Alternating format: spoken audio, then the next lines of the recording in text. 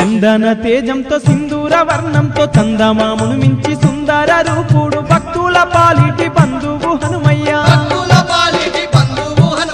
అనువు అనువు నందు ఈ సకల జగమందు ఆర్త జనావనుడు అభయ స్వరూపుడు అమరి ఉన్నవాడు శ్రీ ఆంజనేయుడు పాప కర్మాలను ఎడబాపే మన పాలి దైవమే హనుమయ్య